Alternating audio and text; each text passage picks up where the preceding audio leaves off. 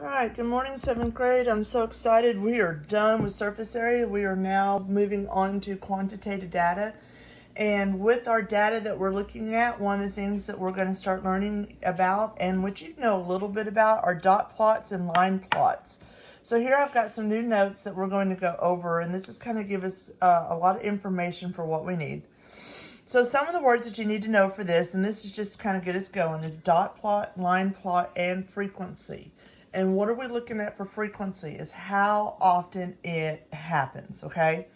So both types of graphs are practically the same. The difference is only in appearance. Repeated data is represented by dots in a dot plot,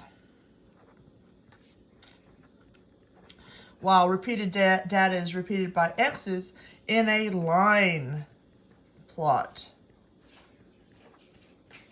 Okay, so dot plots and line plots. You've seen them, you've worked with them, you've actually had one or two on that last STAR practice test we did. So dot plots and line plots show the frequency, how often it occurs, of data along a number line. In other words, the X or dot shows how many repeats of each number are in the data. So let's take a look at this one. This is time students spent studying, and this one is students' pets. Well, this is done by X's, so we would consider this one a line plot. And this one has dots, so we would call this one a dot plot. Dot plot. Okay, so use the graph to answer the following questions. So I'm going to move it up here a little bit. I want to see if I can't zoom in a little bit so you can see them a little bit better. There, that's better. Okay, so how long did most students spend studying? Okay, so when we're looking at this, we're looking for most students. So I'm going to look here, and where are most of my students lined up? Well, it looks like they're lined up here. We have 1, 2, 3, 4, 5, 6, 7, 8, 9. Most of my students, which is 9, were studying for 50 minutes. How many students studied for 40 minutes? So now I'm going to come over here and look at 40, and I'm going to go 1, 2, 3, 4, 5. That was simple, straightforward. Now it wants us to look at the pets. How many students have more than 2 pets? So number of pets at home, 1, 2, 3, 4, and 5. So we're looking for more than 2 pets. So we're looking at, so can I include 2? No, I cannot. It has to be more than 2.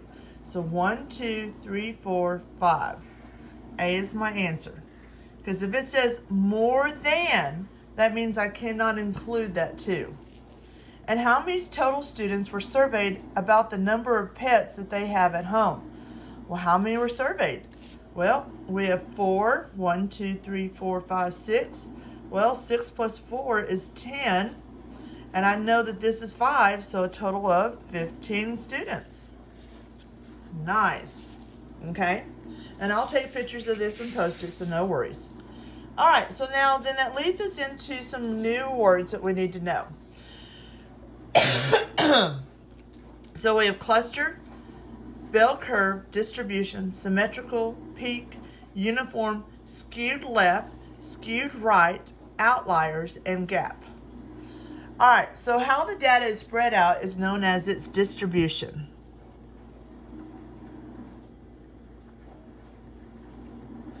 Giving it a shape. So when we look at this one, we see that it's heavier on this side. So we would say that it was skewed left. Where this one has a nice little bell curve, so we can see that, okay? All right, the graphs shown above have a uniform distribution, which is also called a normal distribution, okay? So you see how it's got this little bell curve like this? Because of that bell curve, we have what we considered a uniform distribution. In this distribution, and here's those words we learned back a little while ago, mean, median, and mode are all the same. The graph has a peak, and the peak would be that very top part right there. In the middle, and the curve is symmetrical. And if you remember your science, you would know that symmetrical means if I was to split this down the middle, it would be the same on both sides. The shape is known as a, oh, you've heard me already say it, bell curve. Those are simple. Those are straightforward. Those are easy to look at. Now, data that is skewed is not symmetrical. Guys, you have to understand that. If it's skewed, it is not symmetrical. It will have a tail to the left or a tail to the right of the majority of the data. This scale, or this graph, is skewed. Now, we know that that's the word we're looking for, skewed. But which way is it skewed? Is it skewed to your left or to your right?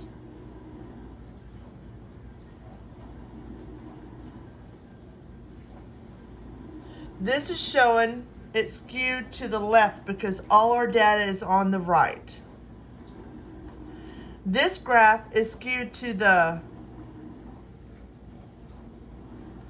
right because all our data is on the left. So the direction of the skew has to do with the tail of the graph, not where the data is clustered. So everything is skewed to the left, but everything is clustered on the right. So it does not have anything to do where the tail is. What side is open is what we have to look for. What side is open? So how to remember this, and this is kind of cute. If you look at your feet, and your left foot versus your right foot, from your big toe all the way down to your little toe, you see most of the mass is here. There's not much over here, so that shows that it's skewed to the left. Same thing with skewed to the right. Most of your mass is over here, so that means it has no data over here, so it's skewed to the right. Okay? So if I was to look at this picture down here describing what I see, I would say that right here, we would call this a cluster. Easy on that one. I know what y'all are thinking. All right. In this part right here where there's nothing, we would call this a gap. And then these way out here by themselves, we would call those outliers. Okay? All right. With that information, now let's move on to our solving problems with dot plots. So, using dot plots to analyze a data set, especially with respect to its shape, center, and spread. So Marcy's class jumped rope every day for 2 weeks. Each student timed the length of their jumping sessions. The dot plot shows the different times. So here we have some information in one way out here by the side by itself. All right, so describe the shape. Describe the shape. So we would say that most of the data is close to the median. Most of the data is here, okay? We would say that most of the data is close to the median. Okay? Are the dots evenly distributed?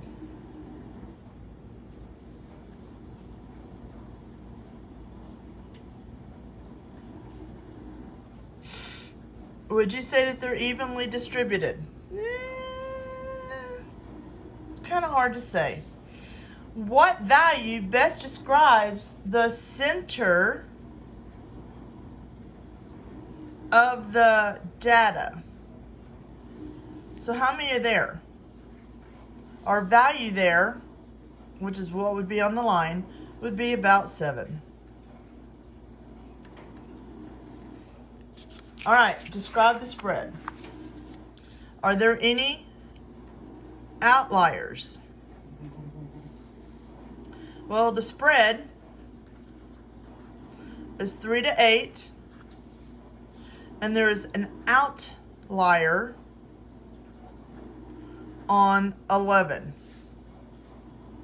So my mean would be 7. My median would be 6.375, and my range would be 3 to 11. Okay? All right, I will have your lesson to go with this. Watch the video, print off those 2 sheets. I will have a copy of all these where you can print them off. All right, guys, have a great day.